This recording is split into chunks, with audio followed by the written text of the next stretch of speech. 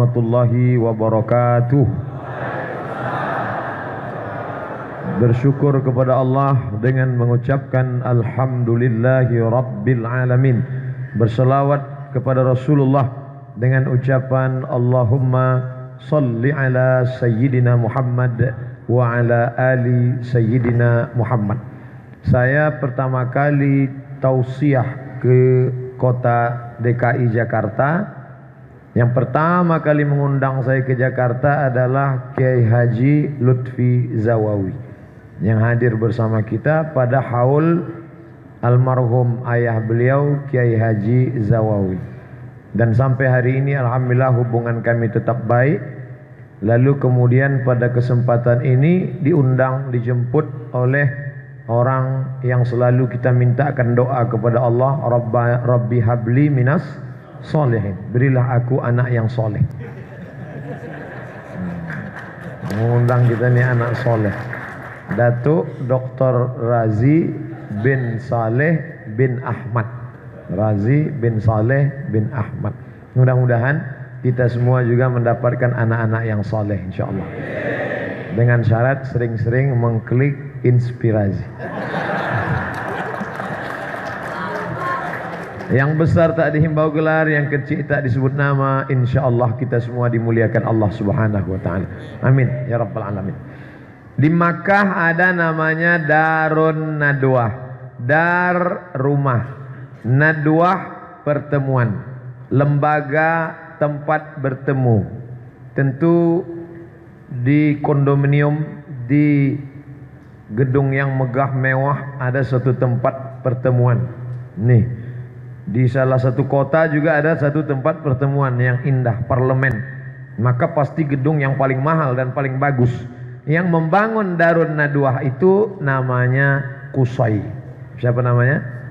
Qusay. Jadi yang kebetulan hamil ingin punya anak, bingung anaknya siapa? Qusay. Apa hubungan Qusay dengan Nabi Muhammad? Muhammad bin Abdullah bin Abdul Muttalib bin Hashim bin Abdi Manaf bin Qusay. Muhammad bin Abdullah bin Abdul Muttalib bin Hashim bin Abdi Manaf bin Qusay. Qusay datuknya yang kelima.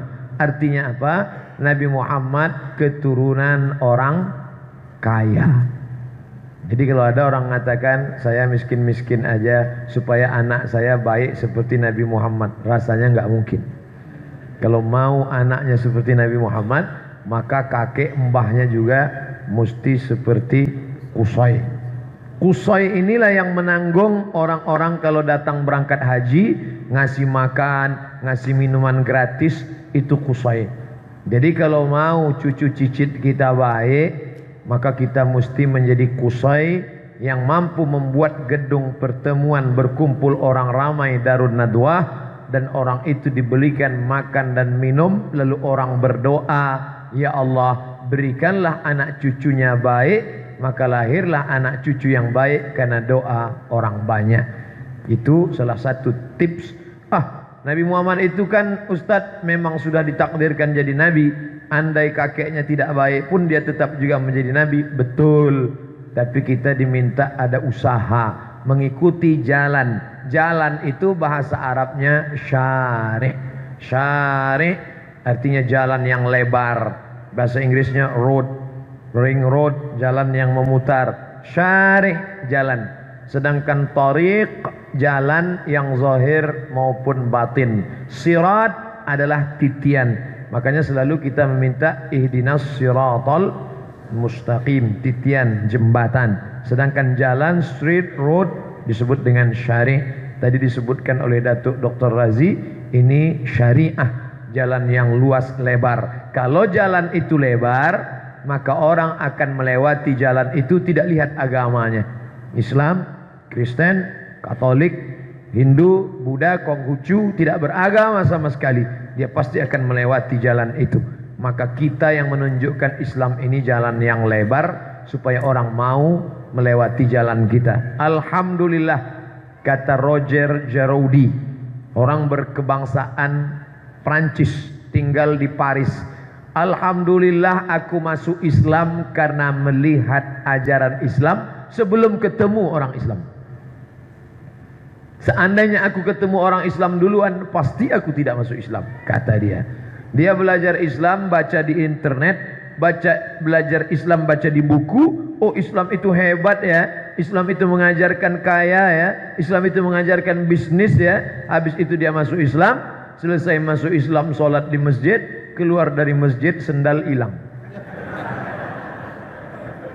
Alhamdulillah aku belajar Islam dulu, baru kenal orang Islam. Seandainya melihat orang Islam dulu, pasti tidak tertarik. Nah, sebenarnya apa yang dilakukan oleh Datuk Razi ingin menunjukkan ini loh Islam yang praktik, yang dipraktekkan bukan sekedar teori. Karena dalam teorinya Islam itu luar biasa.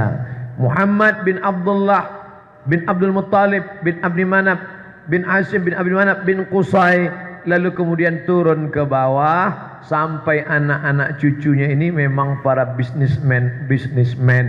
Makanya Nabi Muhammad itu anak yatim. Ketika 2 bulan dalam kandungan ayahnya meninggal. Ayahnya meninggal pergi dalam keadaan juga pergi bisnis, dagang. Ditulis oleh Imam Al-Barzanji dalam syair. Barzanji selalu dibaca pada saat maulid Nabi, akikah anak, walimah nikah, acara maulid. Walamma tamma min hamlihi syahrani ala ashhuril aqwalil marwiyah tufiya bil madinatil munawwarati abuhu Abdullah. Ketika sempurna hamil kandungan ibunya 2 bulan, meninggallah bapaknya di kota Al-Madinah. Dan bapaknya pergi itu bukan dalam acara undangan, pergi dalam acara bisnis. Meninggallah bapaknya di kota Al-Madinah Al-Munawwarah. Seorang perempuan yang cantik bernama Aminah, punya suami yang soleh bernama Abdullah, meninggal dalam keadaan syahid karena dia sedang berdagang, berniaga, mencari rezeki yang halal. 2 bulan dalam kandungan, itulah anak bernama Muhammad sallallahu alaihi wasallam. Kakeknya orang kaya, bisnismen. Ayahnya meninggal dalam keadaan bisnis. Bagaimana dengan paman-pamannya? Ketika turun ayat riba, riba pertama yang diharamkan Nabi adalah riba Abbas. Nabi punya ayah namanya Abdullah. Abdullah punya saudara namanya Abbas. Abbas kerjanya kredit, meminjamkan uang. Maka ketika turun ayat riba, riba pertama yang diharamkan Nabi riba Abbas. Ini keluarga bisnismen. Nabi bertemu dengan Khadijah. Kapan pertemuan itu? Bukan pertemuan saat tausiah tablik akbar. Nabi bertemu Khadijah karena Khadijah punya barang-barang yang banyak, dan siapa saja yang mau membawa barang itu silakan. Ada orang mau bawa barang ini, silakan, jualkan. Nanti bagi hasil. Inilah cikal bakal mudharabah, bagi hasil. Siapa saja mau pergi. Dan ayat bisnis yang selalu dibaca, li'ilafi Quraisy, perjalanan orang Quraisy, ilafihim rihlatash syita was-shaif. Syita musim dingin, shaif musim panas. Makkah di tengah, Yaman di bawah, dan di atas Syam. Makkah, Yaman, Syam. Syam sudah menjadi 4 negara. Suriah, Yordania, Palestina, Lebanon. Suriah, Yordania, Palestina, Lebanon. Makkah di tengah, Makkah, Madinah, disebut dengan istilah Hijaz. Bawah, Yaman. Jadi orang-orang Arab itu bisnismen. Abu Jahal, Abu Lahab, Abu Talib, Abu Sufyan, dan Abu lainnya. Berapa negara bisnis mereka itu sekarang? Musim dingin mereka pergi ke Yaman, musim panas mereka pergi ke Syam. Kenapa musim panas ke Syam? Karena musim panas Syam tidak terlalu panas. Kenapa musim dingin pergi ke Yaman? Karena musim dingin di Yaman tidak terlalu sejuk. Karena pantai dekat dengan laut Arab. Maka kalau negeri musim dingin turun ke Syam, salju turun. Maka mereka musim panas ke Syam, musim dingin ke Yaman. Jadi kalau dihitung sekarang berapa perjalanan bisnis mereka? Yordania, Palestina, Suriah, Lebanon, Saudi Arabia, Yaman. Bisnis 7 negara. Jadi jangan bayangkan Abu Jahal, Abu Lahab, Abu Thalib itu Abu Sufyan jual duku antar kecamatan. Mereka ini bisnismen ekspor import. Kenapa mereka disebut jahil? Mereka disebut jahiliyah bukan karena jahil tidak tahu bisnis. Mereka ini para pedagang, korporat, perusahaan ekspor impor. Mereka disebut jahil karena tidak tahu tentang Tuhan. Jahil mereka, luar biasa jahilnya. Dia ambil tepung gandum, dia buat bentuk manusia, dibuat di situ bentuk manusia besar-besar, disembah. Ketika perut lapar, dimakan. Nah itu jahilnya, itu luar biasa. Tidak ada yang lebih jahil daripada itu. Itu yang membuat mereka disebut jahiliyah. Adapun bidang ekonomi, mereka amat sangat maju. Mereka adalah bisnismen yang kaya-kaya. Dan Nabi Muhammad hidup di tengah lingkungan itu, dan dia bawa barang-barang milik Khadijah. Hanya saja ada yang beda. Kalau orang lain yang bawa tidak terlalu banyak lakunya. Tapi kalau Nabi Muhammad yang bawa, barang laku sekali. Akhirnya Khadijah heran, siapa yang bawa barang dagangan ini? Kenapa untungnya berlipat ganda? Ada seorang anak muda, siapa namanya? Muhammad. Umurnya berapa? 25 tahun. Mana dia? Oh, handsome ini orang. Luar biasa. Oleh sebab itu maka Khadijah mengutus, coba tanya dia, mau tak dia nikah dengan saya? Inilah dalil kalau ada orang baik, perempuan boleh mengutarakan keinginan hatinya. Yang bilang so sweet yang belum nikah. Adapun yang udah nikah senyum-senyum pekat aja lah. Gayung bersambut pucuk dicinta ulam pun tiba. Nabi bersetuju dan paman Nabi meminang Khadijah. Maka menikahlah mereka. Diabadikan kisah itu oleh Syekh Safiur Rahman Al-Mubarakfuri dalam kitab Ar-Rahiq Al-Mahtum. Nabi berusia 25 tahun, anak muda yang sedang di puncak karirnya, dan mahar pernikahan itu isruna bakarah, 20 ekor onta. Satu ekor onta yang tidak terlalu mahal 35 juta, kali 20 ekor sama dengan 700 juta, ditambah beberapa uqiyah emas, dihitung sekarang lebih kurang 1, sekian M mahar pernikahan Nabi dengan Khadijah. Tadi bercerita tentang sunnah. Ada orang mengikut sunnah dengan jubahnya, bagus. Ngikut sunnah dengan jenggotnya, bagus. Ngikut sunnah dengan banyak solawatnya, bagus. Ngikut sunnah dengan bagus.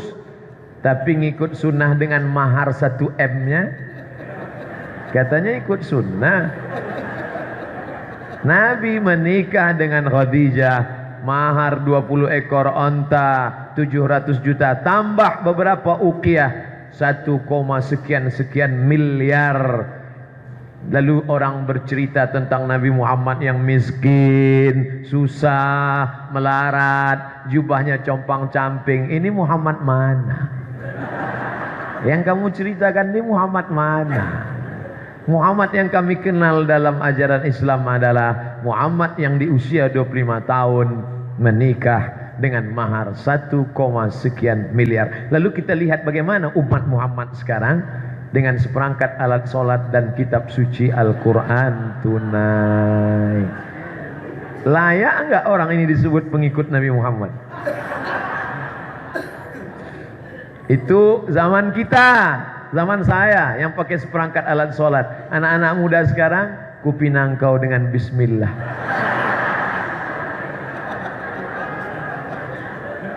Ustadz Somad, itu yang Ustadz ceritakan waktu Nabi umur 25 tahun sebelum jadi Nabi.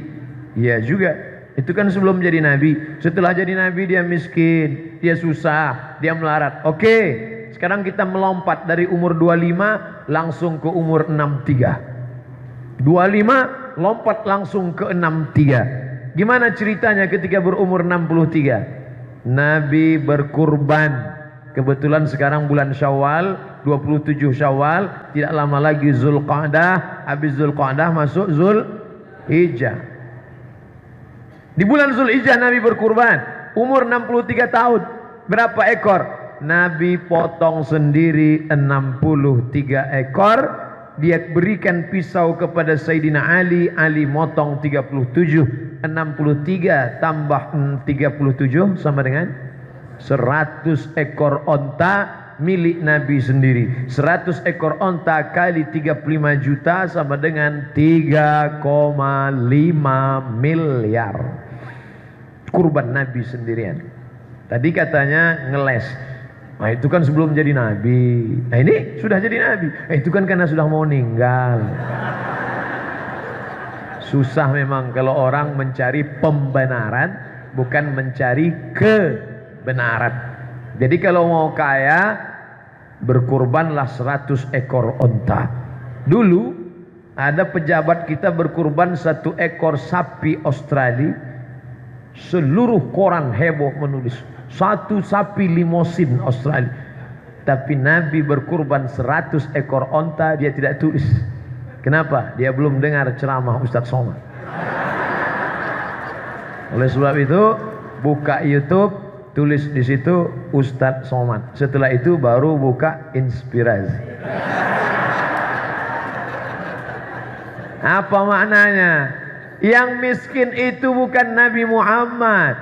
Yang miskin itu siapa? Yang ngaku-ngaku umat Muhammad, tapi begitu kurbannya seekor kambing kecil. Anak kambing.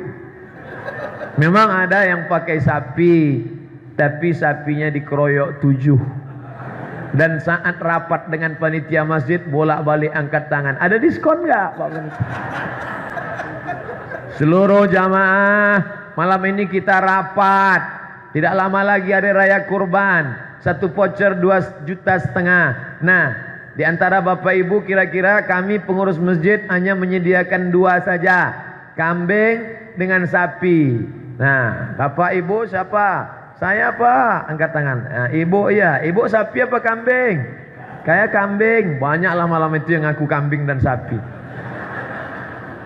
Tapi semuanya hanya sekedar menggugurkan kewajiban, tidak melihat bagaimana Nabi Muhammad dulu sallallahu alaihi wasallam. Nabi Muhammad itu kehidupannya dari mana, Pak Ustadz?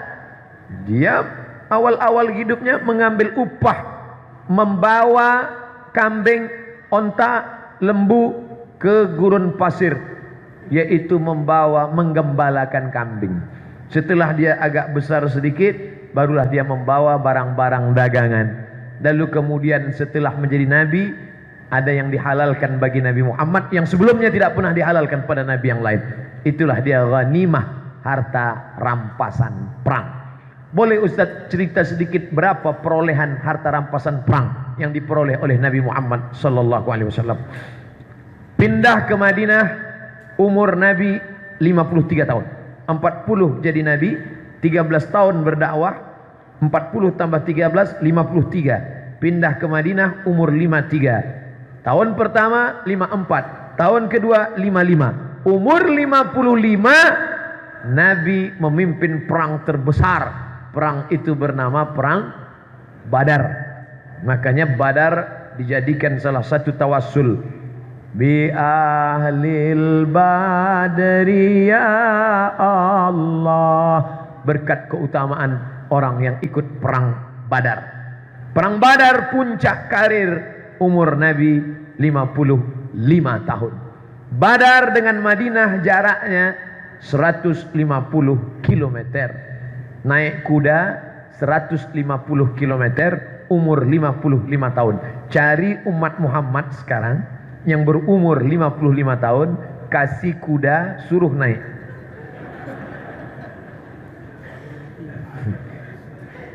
Satu jam naik kuda sama dengan 1000 kali push up. Ngomong-ngomong, yang ceramah itu pernah nggak naik kuda? Pernah. Naik, foto, turun lagi. Untuk update status saja. Nabi Muhammad umur 55 menjadi panglima perang, naik kuda 150 km. Umat Muhammad umur 55 membawa map ngurus pensiun. Dengan beberapa keluhan medical check up, asam urat, kolesterol, darah tinggi, jantung koroner, diabetes mellitus. Dari aspek kesehatan kita jauh, dari aspek ekonomi kita jauh, dari aspek makan kita jauh. Nabi makannya dikit, kita dikit-dikit makan. Nabi tidurnya dikit, kita dikit-dikit tidur. Ngelihat tiang aja ngantuk. Tapi mengaku umat Muhammad sallallahu alaihi wasallam. Alhamdulillah masih ngaku. Yang enggak ngaku, mudah-mudahan kita diakui. Yang aminnya kuat, yang paling khawatir. Lalu kemudian Nabi berperang, dapat harta rampasan perang. Berapa? Berapa yang diperoleh?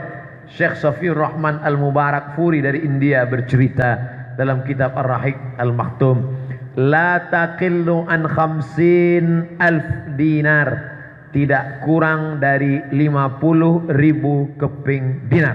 Sekarang kita hitung sama-sama. 50.000 keping itu berapa? Satu keping dinar tidak ada uang kertas. Uang kertas ada setelah Amerika punya kerja. Dulu hanya ada dua uang, dirham, perak, dinar, emas. Satu keping dinar beratnya 4,25 gram. 4,25 gram. Kalau 1 gram emas 2 juta, 1 gram emas 500.000, maka satu keping itu harganya 2,5 juta. Lebih Pak Ustadz, kemarin ada yang mengatakan 27, karena kita udah lama bersahabat, 2,5 juta. Satu keping itu 2,5 juta. Sekarang kita hitung 50.000 keping, 2,5 juta kali 50.000 keping sama dengan 125 M. Hasil perolehan perang Badar 125 miliar. Lalu Nabi Muhammad jatahnya berapa? Ditulis dalam Al-Quran, wa'alamu annama ghanimtum min syai'in, ketahuilah kalau kamu dapat harta rampasan perang, fa inna lillahi khumusahu walirrasul, maka Nabi Muhammad mendapat khumus, khamsah 5, khumus 1/5, 20%. Sekarang kita hitung sama-sama. 125 miliar, 20% untuk Nabi Muhammad. Berapa miliarkah jatah Nabi? 25 miliar baru satu perang.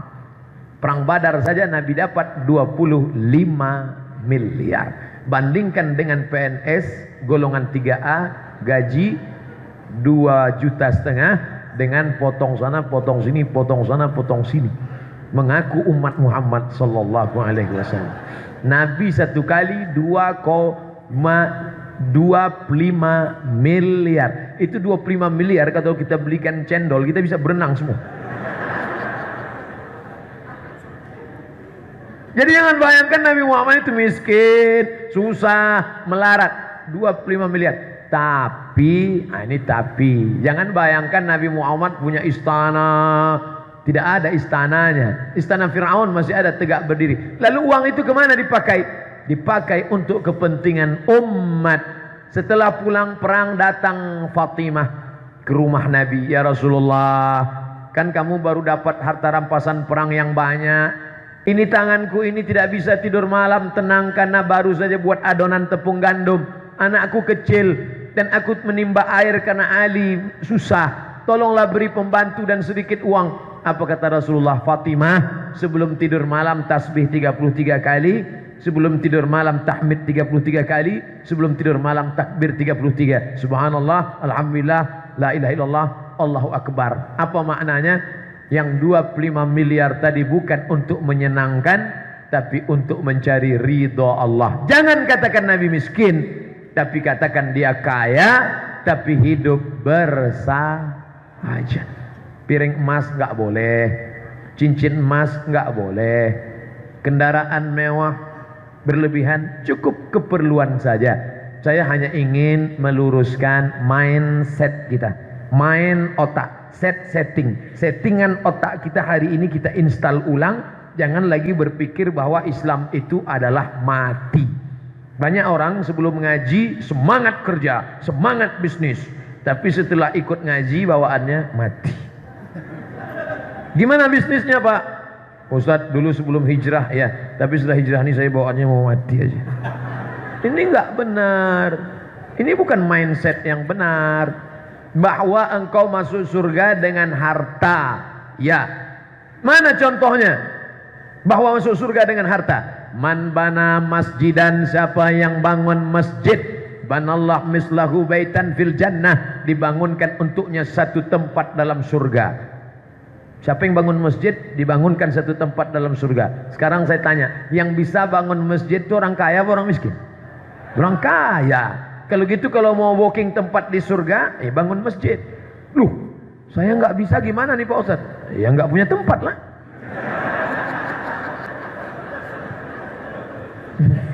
Baca hadisnya baik-baik. Wah, kalau begitu surganya untuk orang kaya saja. Yang miskin jangan sesak napas dulu. Allah Maha Adil. Man shalla isnatai asyrata raka'ah. Siapa yang sholat 12 rakaat fil laili wal lailah, fil yaumi wal lailah. Siapa yang sholat 12 rakaat sehari semalam, dibangunkan untuknya satu tempat di surga. Sholatnya 2 rakaat sebelum subuh, 4 rakaat sebelum zuhur, 2 rakaat setelah zuhur, 2 rakaat setelah isya, 2 rakaat setelah maghrib, 12 rakaat. Bagusnya orang kaya Islam, bangun masjid sekali, sholat sunatnya 12 rakaat, dapat 2 tempat. Yang lebih parah, masjid nggak pernah bangun, ke masjid nggak pernah, sholat sunat pun nggak. Kau mau masuk surga booking tempat pakai apa? Maulid rajin, sholawat rajin, nasyid ikut sampai jam 2 malam. Ya Hanana, ya Hanana, ya Hanana, ya Hanana. Sholat subuh jam 8. Salahkah nasyid? Nasyidnya nggak salah, tapi settingan kepala perlu diluruskan. Ana wa kafilul yatim, aku dan orang yang menyantuni anak yatim, kahataini fil jannah, seperti ini dalam surga. Jadi kalau mau ingin dekat-dekat dengan Nabi Muhammad sallallahu alaihi wasallam, mesti menyantuni anak yatim. Sekarang yang bisa nyantuni anak yatim itu orang kaya apa orang miskin? Orang kaya. Ustadz, kalau semua orang seperti ini dengan Nabi, sementara umat Nabi Muhammad miliaran nanti di padang mahsyar, lalu gimana yang paling dekat dengan Nabi? Mudah saja logikanya. Yang paling tinggi harta sedekahnya, itulah yang paling dekat dengan Nabi. Sama seperti nonton bola. Kalau tiketnya VVIP, duduk di dekat lapangan, jangankan bola, bulu kaki pemain bola kelihatan. VVIP. Tapi kalau yang tiket ekonomi, bola di sana, dia di sana. Nontonnya lewat layar tancap. Kadang-kadang bola bulat, kadang-kadang oval. Pas mau gol angin kencang, terbang sama layarnya sekalian. Berpikir. Jadi siapa yang paling dekat dengan Nabi? Orang kaya. Yang punya istana di surga, orang kaya. Yang paling dekat dengan Nabi Muhammad SAW, orang kaya. Lalu di antara kita semua ini, yang paling baik ini siapa? Al-mu'minul qawi, mukmin yang kuat. Khairun, lebih baik. Wa ahabbu ilallah, lebih dicintai Allah. Minal mu'minid dhaif, daripada mukmin yang lemah. Kuat ekonominya, kuat fisiknya, kuat mentalnya, kuat otaknya. Oleh sebab itu mesti berpikir ke depan. Buya Muhammad Nasir, awal hidupnya politik Partai Masyumi, di akhir hayatnya tetap membangun ekonomi umat. Muncullah YARSI, Yayasan Rumah Sakit Islam. Kenapa rumah sakit? Karena dia lihat umat Islam susah, masuk ke rumah sakit tetangga sebelah, di akhir hayat rusak keimanan akidah, maka dia bangun ekonomi umat. Muncul ucapan Muhammad Nasir. Apa kata beliau? Islam ritual biarkan, Islam ekonomi awasi, Islam politik habisi. Ucapannya masih relevan sampai sekarang. Islam ritual, biarkan. Tanah lapang penuh sholawatan maulid Nabi, biarkan aja, biarkan, nggak apa-apa, bukan jadi ancaman. Tapi kalau sudah mulai memperhatikan aspek ekonomi, awasi, jangan sampai ekonominya bangkit. Nanti kalau ada saudara-saudara yang menekuni bidang ini, ekonomi umat bangkit, tiba-tiba diawasi, tiba-tiba dicekal, tiba-tiba dirintangi. Ingat pesan Buya Muhammad Nasir, karena itu memang sudah cerita lama. Ekonomi awasi, kalau sudah menyentuh politik, habisi. Makanya yang paling selamat kalau ceramah, jangan sentuh yang dua ini. Jangan bicara ekonomi, jangan bicara politik, kau akan selamat. Judul kajian kita siang ini adalah tentang mati. Judul kajian kita masalah siang ini adalah tentang sabar. Anakmu dilarikan orang, sabar. Istrimu dilarikan orang, sabar. Suamimu dilarikan orang, ngamuk. Oleh sebab itu maka banyak yang tidak mau cerita masalah ekonomi, tidak banyak yang bercerita masalah politik. Saya termasuk yang tidak diberitahu judul kajian siang ini. Jadi saya sebenarnya ini terjebak ini. Terjebak dalam inspirasi. Mudah-mudahan jebakan ini jebakan yang menyelamatkan kita dari azab neraka jahanam. Ketika nanti bangkit ekonomi umat melalui program ini, dan ini menjadi inspiration. Ini dari bahasa Inggris ini diambil, cuman dibelokkan ke Arab menjadi inspirasi. Maka ini akan menjadi ide. Man sanna fil islami sunnatan hasanatan. Siapa yang membuat suatu tradisi yang baik, falahu ajruha, dia dapat pahalanya, wa ajru man amila biha, dan orang lain yang terinspirasi.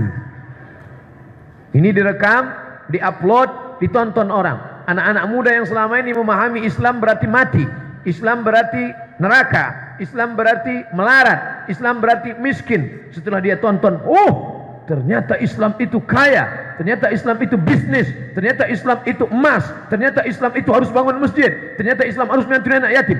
Dia terinspirasi dengan video itu, dan Abdul Somad sudah mati dimakan cacing tanah, mengalir pahalanya. Kenapa? Ketika anak-anak muda bertemu di ruangan ini 2038, 20 tahun akan datang, mereka bercerita, kami anak-anak muda Islam membangkitkan ekonomi umat karena kami terinspirasi melihat salah satu video Ustadz Somad yang kami tonton di YouTube, dan acara itu diawali oleh acara inspirasi. Takbir, Allahu Akbar. Dari bunyi takbirnya nampaknya sudah makan siang. Bapak Ibu yang dimuliakan Allah Subhanahu wa taala, syahadat, salat, zakat, puasa, haji. Kalaulah Islam mengajarkan miskin, syahadat bisa diucapkan oleh orang yang sudah makan.